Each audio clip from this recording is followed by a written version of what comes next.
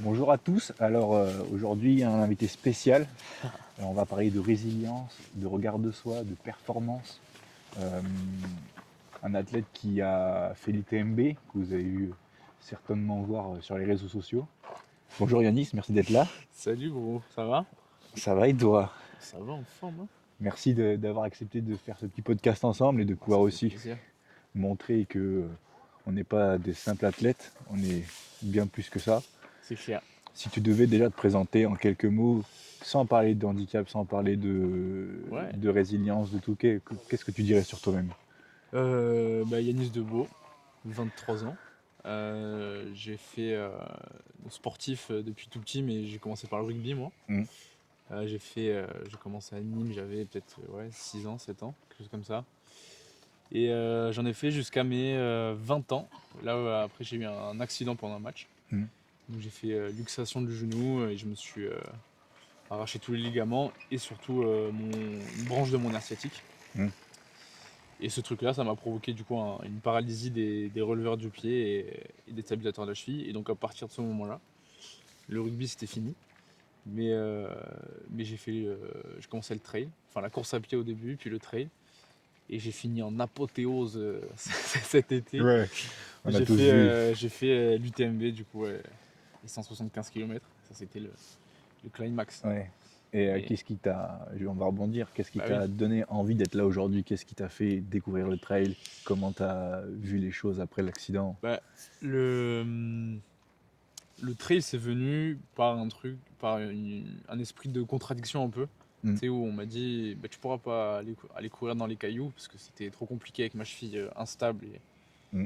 et tout ça. Et du coup, j'ai dit bah, je vais prendre le conseil qu'ils m'ont dit et je vais faire exactement l'inverse. Et tu sais, c'est ce truc-là de bah, quelqu'un te dit fais pas ça, t'as directement envie de le faire. Hmm. Et toi, je suppose que toi aussi, t'as eu des gens qui t'ont dit porter une barre à une main, c'est clairement pas le truc qu'il faut tenter de faire au-dessus de la tête, quoi. C'est sûr que pour la petite histoire, moi je suis demi-finaliste des championnats du monde et quand j'ai commencé, c'était pas donné à tout le monde de Bah ouais. pouvoir commencer à bouger. Je me rappelle des tout débuts où 20 kilos c'était déjà trop.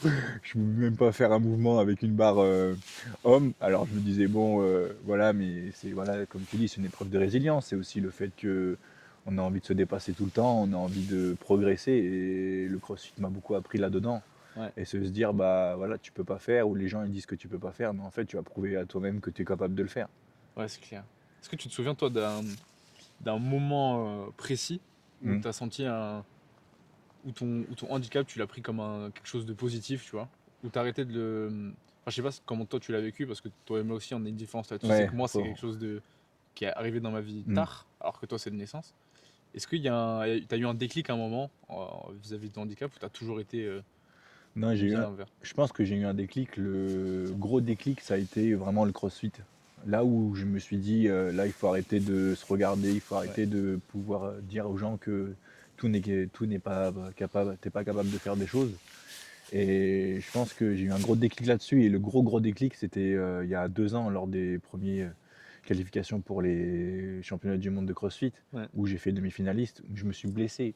Mais je me suis dit, là, tu es dans un sport où tu peux vraiment aller toucher les meilleurs, où tu peux avoir une marge de progression énorme.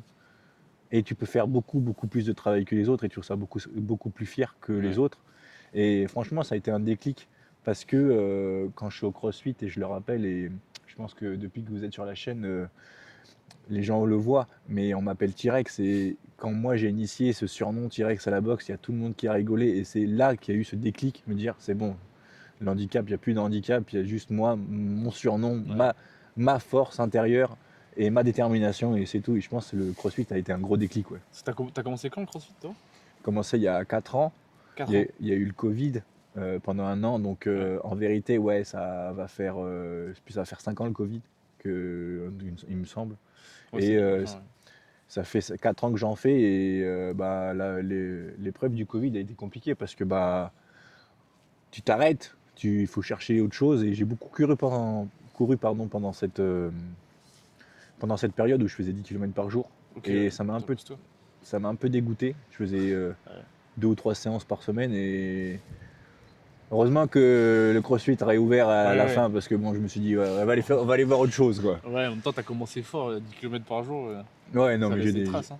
j'aimais ça. Je m'étais entraîné avant, je courais déjà bien Ouais, et j'arrivais à un moment où je faisais du 11 à l'heure, 12 à l'heure et bah, quand tu vois trop la course et que en fait, je courais avec mon père, ouais, pour être transparent, et bah, on n'avait pas les mêmes rythmes, mais on partait ensemble. ouais, Donc ça a stimulé et bah, depuis que je fais du CrossFit, je trouve pas trop de gens pour courir, donc j'ai un ouais, peu délaissé, mais c'est surtout que c'est clair. la course à pied sur le sur le CrossFit, c'est du court, c'est de l'intensité directe, c'est Ouais. pas du long. Donc Oui, il pour faut toi, qu'en travailler plus la tu fais de la puissance. compétition, t'as pas beaucoup d'intérêt à aller faire des footings de temps en temps, si ce n'est perdre un peu de poids, Oui, si voilà. jamais tu dois faire des trucs. Ouais, c'est ça, c'est tout à fait ça. Et voilà, la passion est devenue et maintenant, bah, j'aimerais bien en faire mon objectif. Je le dis toujours, c'est d'aller titiller les meilleurs, aller au championnat du monde. Je me laisse encore 2 3 ans Ouais, parce qu'il y a encore une marge de progression, mais il y a énormément de progressions qui ont été faites cette année et j'en suis fier, tu vois. ok, ouais. Euh, on va parler un peu de sport inclusif. On entend parler du sport, on entend parler de l'handicap. Il y a Ouais. énormément de freins, on l'a dit, mais qu'est-ce qu'aujourd'hui t'amène à aller plus loin chaque jour, à t'entraîner, à aller relever des défis? Bon, l'UTMB, c'est un énorme défi. Qu'est-ce que tu as d'autre comme défi à aller relever dans Bah, ta petite tête, quoi? bah là, il y a plein de. J'ai pas de. Enfin, de faire plus grand que l'UTMB, c'est quand même un peu dur, tu vois. Ouais, il y a Tu la vois, diag quand même. il y a la Diag, mais la Diag, j'aimerais bien y aller un jour. Ce sera pas pour cette année, c'est sûr. Mais ouais, un jour. Enfin, faut avoir un dossard aussi pour la Diag, ça c'est compliqué. Mm. Et, mais ouais, après, il y a surtout il y a de la performance à aller chercher, tu vois, parce que UTMB 36 heures, c'est beau, mais on peut aller chercher mieux, tu vois. Je pense, Ouais. je me dis, tu vois, je suis encore assez jeune dans ce sport, Mm. dans le sens où j'ai fait 2 ans de course à pied et un an et demi de trail, tu vois, dans ma vie. Mm. Et donc j'arrive à l'UTMB, j'ai un an et demi de trail, je fais 36 heures. Pas pour me jeter des fleurs, mais tu vois, Ouais. mais je pense que tu vois, c'est un très bon Mm. début. Donc, je me dis qu'il y a il y a encore beaucoup de marge de progression Ouais, parce que j'ai pas encore beaucoup c'est sûr. l'habitude de faire du trail. Et donc, ouais, il y a des petits caps à aller chercher, tu vois, 30 heures. Après, on ira descendre plus loin. Mais si Ouais. j'arrive à descendre sous les 30 heures, ce serait une grande étape, tu vois. Quelle est pour toi la définition parfaite du sport inclusif? Pour toi, c'est quoi? Je sais pas, je pense que la définition parfaite de ça, c'est quand on n'en aura plus besoin d'utiliser, tu vois, ce mot de sport Mm. inclusif. Parce que, je sais pas, moi, quand je cours, tu vois, je me dis pas, je suis Yanis Handisport. Je Oui. me dis, je cours, je suis Yanis et j'ai juste envie de courir. Il n'y a pas de. Le handicap, c'est autre chose, c'est ailleurs. Mm. Du coup, dans un monde parfait, on parle même plus d'inclusion dans le sport. Mm. Et juste tout le monde fait du sport parce qu'on a envie de faire du sport et Ouais. t'as aucune barrière. Après, c'est utopique, bien sûr, parce que t'as aussi plein de barrières qui sont mentales, mais c'est aussi un truc sociétal qui fait que ça te met des barrières aussi dans ta tête. Mm. Mais bah, ce serait quelque chose où t'as des. Où tout. Faudrait. En fait, je sais pas comment dire, parce que dans un sens, moi, comme toi, j'imagine, on n'a pas envie d'avoir d'avantages comparé aux autres. Tu Mm. vois, que ce soit dans l'épreuve ou à l'accès à l'épreuve. Mais je pense qu'on en a besoin aussi parce qu'il y a très peu de gens en e-sport Mm. qui font du sport et moi encore plus dans l'outdoor, tu vois. Mm. Pas grand monde. Du coup, c'est bien aussi d'ouvrir davantage les portes pour les personnes en e-sport pour qu'il y ait des exemples. Mm. Parce que si tu n'as aucune figure reconnue ou quelqu'un qui fait de la performance, tu vois, tu te dis que c'est pas possible. Mm. Et c'est pour ça que tu ne tournes pas vers ce genre de sport. Ouais. Donc pour moi, tu sais, il faut avoir une figure Ouais. qui montre que c'est possible. Totalement, totalement d'accord. Je pense qu'aujourd'hui, il faut arrêter de se dire le sport inclusif, c'est nul, tu vois. Tout le monde fait du sport et moi, ma grande fierté et dont je serais le plus fier, c'est de se dire qu'aujourd'hui, on est mélangé aux autres et Ouais, on a envie d'aller faire du sport avec les autres. C'est pas d'avoir des clubs de sport où on n'est pas mélangé. Non, parce qu'en fait, tu es dans un environnement que tu connais déjà. Et c'est pas ça la vie aujourd'hui. ouais, La vie, c'est d'aller vers les autres, c'est de s'inclure dans un monde où moi aujourd'hui, je le sais, je suis le seul dans la box de CrossFit, mais j'aimerais tellement qu'on soit 5 ou 6 ouais, à se foutre de la gueule de tout le monde. Parce que bien sûr, ils me chambrent, mais moi aussi je les chambre. Et c'est ça la vie, c'est de passer des bons moments avec tout le monde. c'est clair. Et donc du coup, ouais, concrètement, est-ce que tu penses qu'aujourd'hui sur le terrain, discours beaucoup plus inclusif que ce qui est la réalité des choses. Bah, je pense qu'on. Je sais pas. J'ai l'impression. Enfin, si, j'ai l'impression que quand on parle de sport inclusif, on en fait beaucoup, mais à juste titre. Tu sais, c'est Mm. comme. C'est comme quand à une époque il n'y avait pas de noirs au cinéma. Et du coup on s'est dit on met des quotas et on met plein de noirs parce que c'est comme ça, c'est la diversité, Ouais. il en faut. Et même si c'est surreprésenté, Mm. c'est ce qu'il faut parce que tu as besoin de montrer l'exemple en fait. Mm. Donc c'est pareil, tu vois, il faut que ce soit un peu surreprésenté au Mm. début pour que ça devienne normal, parce que ça prend du temps pour que ça devienne normal dans un cerveau. À l'époque, voir un noir au cinéma, c'était pas du tout normal, J'avoue, tu vois. Et, j'avoue. et juste là, c'est pareil, voir des gens en situation de handicap faire du sport, Ouais. dans un cerveau, c'est pas forcément normal dès le début, même si ça allait quand même beaucoup. Mais tu vois, moi dans l'outdoor, pas beaucoup. Toi dans le crossfit, je sais pas, tu vois, si t'as beaucoup de personnes qui sont handi ou pas. Il y en a pas mal. Après, moi, j'en connais parce que je les ai rencontrés en compétition, pardon. Ouais, Mais genre, il y en a. Il y en a, mais il n'y en a oui, pas beaucoup. Parce que les gens ne savent pas que ça existe. Ils ne savent pas qu'il est possible ouais. d'adapter tout. Mais les sports et le crossfit surtout, ma pratique en tout cas, ça permet d'être tout est adaptable et tout est faisable. Que tu sois en fauteuil, que tu aies un moignon, que tu aies une jambe, tout est adaptable. Et aujourd'hui, il faut aussi ouvrir des box et ouvrir du matériel parce que ces gens-là en ont besoin et Mm. que ces gens-là vont se rendre compte au fil des années que le sport, ça fait un bien fou. Ouais, c'est clair. Et toi, du coup, t'as une catégorie dans laquelle tu fais tes compétitions. Et t'es en compétition avec quel genre de handicap? Alors, il y a beaucoup de catégories. Moi, je suis dans une catégorie qui s'appelle Neuromoderate, où Ok, selon les différents mouvements, tu es dans cette catégorie ou plus. Et selon l'époque, tu peux faire, tu es dans cette catégorie-là plutôt qu'une autre. ok, Mais moi, dans ma catégorie, on est 40. ok. 40, doit être deux Français, je crois. Et en Putain, fait, je savais pas. pour un peu expliquer, les championnats et les compétitions, c'est soit on fait des compétitions en individuel et il n'y en a pas beaucoup en France, même si c'est en train de se développer, soit on fait des compétitions en duo, adaptive et athlète normal, dit normal parce que j'aime pas ce terme-là, mais écoute, on est handicapé, voilà. Mais et en fait, on fait une compétition en duo et nous on a nos adaptations, nos poids et les autres ont leur poids. Donc c'est plutôt cool, c'est beaucoup plus challengeant. Moi je me rappelle très bien d'avoir fait une compétition avec Max Laflèche que je salue encore une fois. Euh, Qu'on embrasse. ouais, on embrasse bien fort. Euh, D'avoir fait cette compétition avec lui All Together, avec l'association Une bulle dans les nuages. Et franchement, c'était.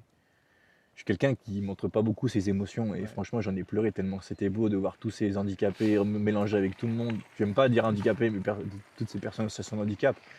Et voir que en fait on se plaint jamais, Ouais. que les personnes dites normales, bah, ils sont choqués par rapport à ça et ils se disent putain, ah ouais, ils ont de la résilience, ils ont envie, ils ont de la Ouais. détermination. Il faut qu'ils aillent faut qu'ils aillent au bout des choses. Et aujourd'hui, c'est ça, c'est se dire qu'à chaque handicap, on va au bout des choses, on fait les choses qu'on a envie de faire, que ça prenne 10 ans, 15 ans, 20 ans ou quelques mois, et bien on va le faire en fait. Ouais. Pour moi, c'est important de dire ça, c'est important de montrer qu'aujourd'hui, il n'y a aucune différence, et moi je fais aucune différence avec mes potes ou quoi. Mes potes, ils vont toujours considérer comme un mec lambda. Et même quand tu les entends dire, ils disent mais en fait, tu es tellement inspirant dans tout ce que tu fais, de tout ce que tu vis. Enfin, je sais pas toi, ton entourage, mais ça forge énormément quand quelqu'un déjà Ouais, c'est clair. enlève ton handicap de toi et il voit que la personne. Ouais. Oui, c'est clair. Après, nous, on a aussi un truc on a d'image aussi, en avant cet handicap-là. Mm. Tu vois, donc des fois, ça fait un peu chier que quelqu'un te résume en te disant ah, bah, c'est Yanis qui a la paralysie du pied ou c'est Adrien qui a le bras comme ça. Et tu te dis c'est chiant, mais en même temps, c'est nous, on a décidé de faire ça aussi, tu vois, de mettre en avant ce truc-là. Mm. Mais ouais.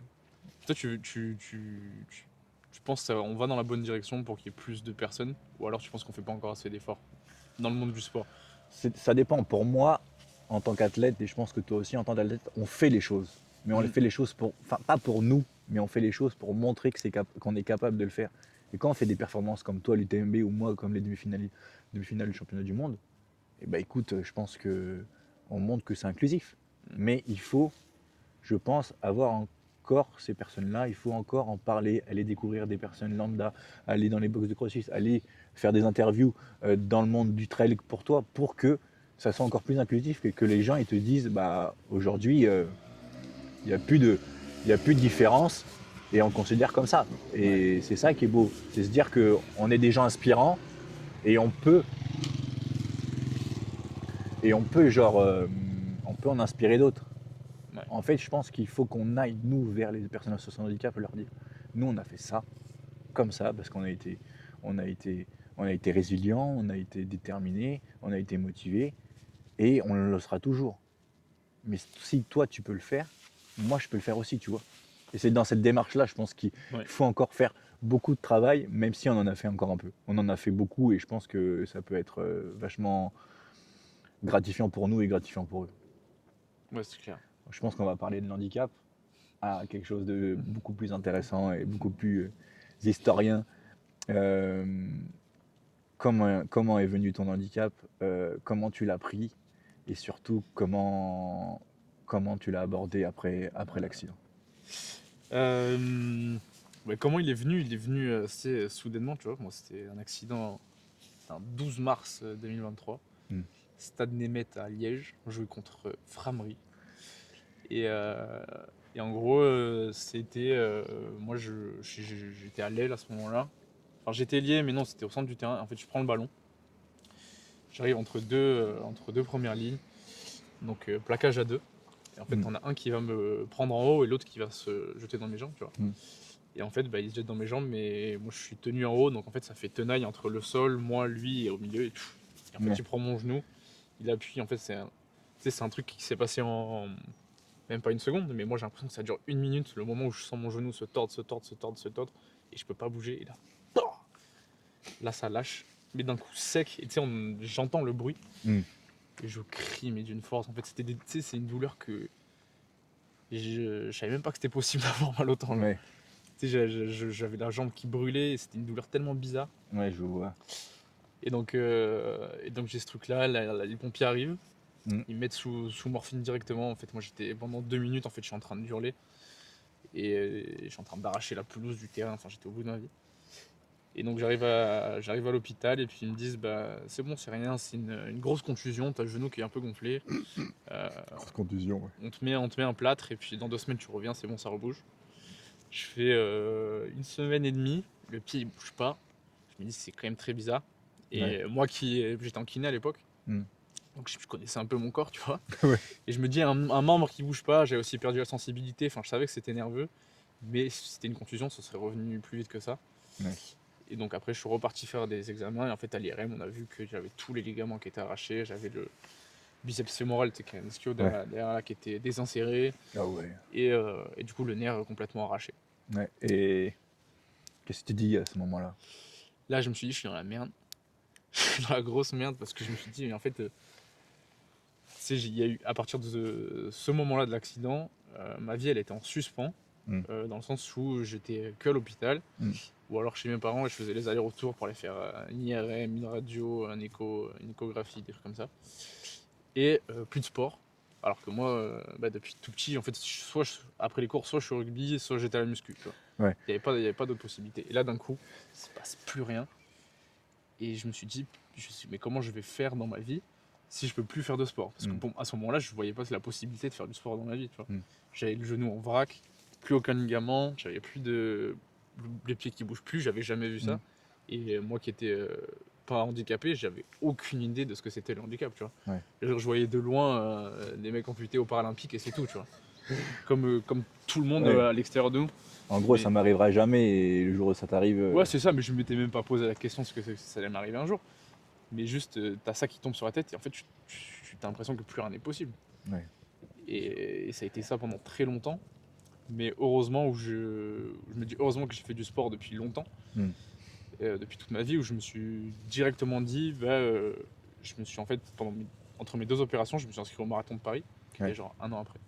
Et ça, heureusement que je l'ai fait, parce que si je m'étais pas inscrit, je pense que je me serais recroquevillé sur moi-même et tu sais, je serais jamais passé à autre chose. Ouais. Parce que là, du coup, vu le fait que je sois inscrit, j'étais obligé de m'entraîner.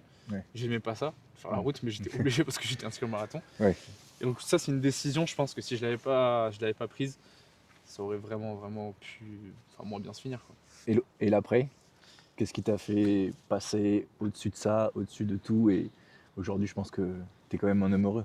Ouais, bah ce qui m'a fait passer au-dessus de tout, c'est quand je me suis rendu compte que tout ce qu'on m'avait indiqué au début comme impossible, on m'a dit ouais, Ouais. tu pourras pas courir, tu pourras pas aller dans les sentiers.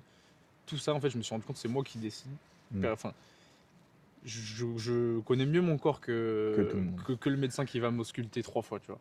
Il peut m'ausculter autant qu'il veut, c'est moi qui je connais très mieux. Donc, je me suis dit à ce moment-là, en fait, tous les avis médicaux, pas tous, hein. Faut pas non plus jamais écouter un médecin, tu vois. Mais en fait, si tu as envie de faire quelque chose, tu as vraiment envie, tu as une conviction profonde, il n'y a pas grand-chose qui peut t'arrêter, je pense, hein. Ouais, c'est sûr. Et le sport t'a permis de passer au-dessus et d'être mieux dans ta vie. Aujourd'hui, tu te dis, est-ce que tu penses que tu es mieux avec l'handicap Ouais, ou tu es tous mieux les jours. avant Tous les jours, l'handicap? mais je pense qu'en fait, si j'avais pas eu cet accident, j'aurais jamais vécu des émotions de fou Tu n'aurais jamais fait comme j'en l'UTMB. vis. Ouais, j'aurais jamais fait UTMB. Même si le rugby, c'était des émotions folles. Mm. Enfin, c'est pas pareil. Là, c'est un effort que tu fais tout seul. T'es dehors pendant 20 heures, 30 heures, 40 heures. Et le moment où tu arrives à la ligne d'arrivée, t'es tellement fatigué que t'es même pas content, tu vois. Ouais, Et en fait, enfin, moi, dans mon cas, l'UTMB, c'était une satisfaction qui s'est étendue sur 2 semaines où ouais. petit à petit, je me rendais compte de la dinguerie que j'avais faite. Mm. Et c'est ça qui est, enfin, c'est incroyable. En fait, c'est toi et toi-même. C'est ça qui Ouais. est fou dans ce sport. Et Ouais. tu vois, c'est pareil au CrossFit, parce que là, c'est un sport individuel, mais t'as aussi ce truc de collectif aussi au CrossFit, j'ai l'impression. Ouais, j'ai fait beaucoup de sports de co avant. J'ai fait du rugby, j'ai fait du foot, pardon. Du tennis, pas du tout. Mais bref. Et c'était bien. Mais en fait, le fait d'être avec des gens normaux et qui te rabaissent au point que en fait, t'es différent, Ouais. j'en ai eu marre. Et je me suis dit, il faut que je trouve un sport qui est possible solo, mais qui est possible à deux. Comme ça, c'est aussi challengeant et c'est aussi gratifiant pour les deux. Et donc, du coup, j'ai découvert le CrossFit. Et le CrossFit, j'ai découvert ça. J'avais arrêté le tennis parce que, au bout de 10 ans, t'en as un peu marre Ouais. de faire la même chose. Et moi, j'ai tout de suite adhéré. Mon coach, il est venu vers moi. Il m'a dit, on va tout adapter, on va tout faire pour que tu progresses et tout. Et aujourd'hui, 4 ans après, je suis là, je suis moi-même. Je suis encore beaucoup plus structuré mentalement et physiquement. J'ai pu me muscler le côté droit qui est beaucoup plus faible que le côté gauche. Et franchement, j'en suis tellement fier. Aujourd'hui, je peux dire que le sport vraiment m'a aidé à passer clairement au-dessus et m'a aidé à avoir un discours beaucoup plus positif qu'avant. Et je pense que j'incite tous les jeunes handicapés, que ce soit adultes ou quoi, à faire du sport. Je pense que tout le monde pourra vous accompagner et tout le monde pourra vous dire que même si c'est pas faisable, il n'y aura que vous qui vous dira c'est faisable. Et c'est comme l'a dit Yanis, c'est vous contre vous-même. Il n'y a rien d'autre, c'est vous contre vous-même. T'as déjà eu, toi, des gens méchants ou qui t'ont dit des choses blessantes par rapport au handicap?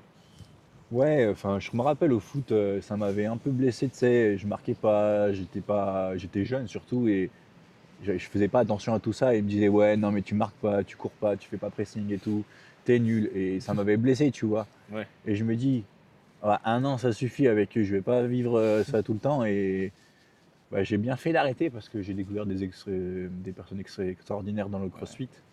Je remercie Chris de m'avoir fait découvrir ce sport parce que aujourd'hui, avec tout le travail qu'on fait tous les deux en tant que préparateur physique pour moi, c'est lui qui m'a élevé mon niveau, c'est lui qui m'a dit on va prendre pas à pas, tu vas voir dans 4 ans, tu te ressentir toi-même et tu verras. Et franchement, c'est avec ces personnes-là que j'ai envie de travailler parce que c'est elles qui te permettent d'aller plus loin que ce que toi tu peux faire. Ouais, c'est vrai. C'est clair. Bon, on va finir sur les objectifs. Je pense que c'est important. Objectif de cette saison 2026, t'en as? Au Ouais, niveau j'en du ai. trail, au niveau du vélo, est-ce J'en que ai. tu as, des trucs de J'ai. prévu déjà? Alors, j'ai des objectifs principaux et après, tu sais, des courses qui rajoutent un peu à droite à gauche. Mais là, déjà, dans 2 semaines, j'ai une backyard. Hmm. Tu sais, t'as une boucle de 6 km, puis chaque Bon. heure, tu repars jusqu'à ce que mort s'en suive. Ouais. Donc, j'espère faire mon record de distance, tu vois. Si je peux passer les 200 km, ce serait bien. voire plus. Je te le laisse tout de suite, direct, hein. Ah, 200 km et cours tout seul. 200, je pense que ça se fait. 300, ça va être très dur. Donc, ouais, entre 200 et 300. C'est quoi ton record? Bah, l'UTMB, 175. Ok, ah ouais, d'accord. Le mec, il a fait une backyard, mais son record c'est l'UTMB. On joue pas dans le même cours, les gars. Et ouais, et puis après j'ai un super projet aussi qu'on fait avec deux mecs qui ont exactement le même handicap que moi. Ouais. Olivier et Maxime, ils s'appellent. Et on fait la Maxi Race. En gros, tu as le lac d'Annecy, tu fais le tour du lac d'Annecy. Et on l'a fait en relais. Ouais. Donc ça, c'est un super projet qu'on a. Et puis on aimerait bien aussi, tu vois, être bon et pouvoir compétiter aussi, enfin faire un bon chrono, un bon classement. Ouais. Et puis après, j'aurai peut-être le 90 du Mont Ventoux, qu'on doit voir par là-bas en plus. Ah ouais. Normalement, je ferai le 90 ou le 120, je sais pas trop encore non plus. Où j'ai fait le 120 l'année dernière, donc j'avais fait 25 heures, donc je sais que je peux faire beaucoup mieux, j'aimerais bien tuer un peu ce temps. Et puis j'aurai un retour sur l'UTMB aussi fin août. Et là, j'aimerais bien descendre sous les 30 heures. Moi 6 heures le mec, allez, vas-y. Non, c'est ambitieux, mais tu vois, en fait, c'est ce que je me dis, c'est que déjà, finir l'UTMB l'année dernière, c'était ultra ambitieux, voire impossible. Ouais. Et donc là, je vais pas me fixer un objectif, me dire, ouais, bon, bah, si je fais 36 heures, c'est bien. Non, je me fixe un truc qui est super dur. Ouais. Sinon c'est même pas challengeant, je veux dire. Ouais, je vois ce que tu veux dire. Mais après, ça peut être piégeux, tu vois. Si tu te fais un objectif de temps, tu peux oublier que le fait de finir, c'est déjà incroyable. Ouais. Donc déjà, en vrai, objectif 1, c'est le finir. Et après, après le chrono, c'est secondaire. Mais voilà. Toi, t'as des objectifs? Ouais, bah écoutez, l'objectif principal c'est d'aller titiller les 20 premières places pour aller aux demi-finales cette année des championnats du monde de CrossFit dans ma catégorie. Ouais. Je fais une énorme prépa, franchement, c'est cool. Je suis vraiment content de moi là. Au fil et à mesure du temps, je me dis que, bah, par exemple, je discutais avec mon coach en plein coaching. J'ai dit, bah, tu vas voir, je vais arriver à faire ça en 5 minutes ou quoi, et je le fais en moins. Donc ça veut dire que ce que j'essaye de faire et la forme que j'ai, bah, elle est vraiment là, la forme. Et c'est ça qui me plaît de plus en plus, c'est que j'arrive à titiller. Je commence à avoir vraiment un bon niveau. Et après, ça serait de refaire les affiliates, pas les affiliate battle, pardon, les all together. J'aimerais bien refaire les affiliate battle, mais il faudrait qu'il y ait de nouveau la catégorie. Et après, voilà, c'est de faire des compétitions individuelles. J'ai pas encore mon planning, mais tout va dépendre des championnats du monde, enfin des qualifs plutôt, parce que la saison est longue et si tu engendres et que tu es qualifié pour les demi, après pour la finale, bah, c'est une phase de préparation faite tout au long de l'année. Et Ouais. tu as un gros objectif et tu te prépares pour que ça. Mais c'est ça vraiment l'objectif, c'est un jour y aller. Et plus les années passent et plus je me dis que en fait, cet objectif est atteignable. Ouais. Les mondes, c'est chaque année du coup? Ouais, c'est chaque année Ok. et toujours la même période entre les qualifs. C'est entre le 27 février et le 13 mars, je crois. Ok. Et c'est en fait chaque semaine, tu connais pas les WOD, tu connais pas la séance, tu peux tomber sur plein de trucs, tu peux tomber sur un truc où tu vas être trop fort et tu vas dead ça en moins de 5 minutes ou ça dépend du temps imparti. Ouais. Et mais tu peux avoir des mouvements où, par exemple, moi, les tractions, je les ai pas standards parce que pour l'instant, c'est en cours d'apprentissage. Et bah, tout de suite, tu redescends direct Ouais. au bas du classement. Mais c'est sur 3 semaines, donc tous les jeudis soirs, tu as le WOD et tu as 4 jours pour faire la séance Ok. et mettre la séance en ligne pour que les juges qui organisent tout Ok, ça ouais. puissent le faire. Du coup, la vidéo, tu dois tenir tout le WOD dans une vidéo et leur envoyer Ouais. un rush. Ok. Ouais, parce que non, je dois lui envoyer le rush pour tout, parce qu'ils doivent vérifier le nombre de reps, est-ce que c'est rep, est-ce que c'est Ouais. pas rep, le nombre de poids, est-ce que c'est bien aligné et tout. Ils sont un peu chiants là-dessus, mais c'est normal parce Bah qu'il oui, y en a sinon. beaucoup qui trichent. Moi, quand j'ai fait les qualifs il y a 2 ans, où je me suis blessé pendant les demi, Ouais. bah, j'ai gagné 4 places alors que j'étais 24e, je passais 20e parce qu'il y a des gens, bah, sur la vidéo, ils faisaient pas les reps. Donc du coup, je suis monté, j'y arrivé. Moi, parce que je le méritais aussi, hein, tout simplement. Mais ouais, j'ai envie là de me dire que tous les ans, je peux arriver à être en demi. Ouais. Et l'année où ça sera possible, la finale, et là, ça sera le Graal, et je me dirais, là, tu as un bel objectif, et derrière, bah, tout va suivre. Il y aura des nouveaux projets, il y aura des nouveaux challenges, mais pour l'instant, je veux pas encore pas en parler, je veux Oui. pas encore, comment dire, faire une fixette dessus parce que l'objectif c'est les qualifs au championnat du monde et il n'y a que ça dans ma tête. Ouais, c'est clair. C'est déjà un bel objectif, frère. Mais ouais, Tu vas au on va champion du essayer. monde. Bah écoute, merci Yannick d'être avec moi. Bah, Franchement, merci. c'était cool. Bah ouais. On a parlé de pas mal de choses qui nous tiennent à cœur. Et Ouais. aujourd'hui, moi, c'est un grand plaisir de pouvoir faire un petit podcast avec toi. Merci d'avoir accepté. Et puis, Bah, c'était cool. on Là, se faut retrouve. qu'on redescende, quoi. Ouais, en trail. Il va me mettre la misère.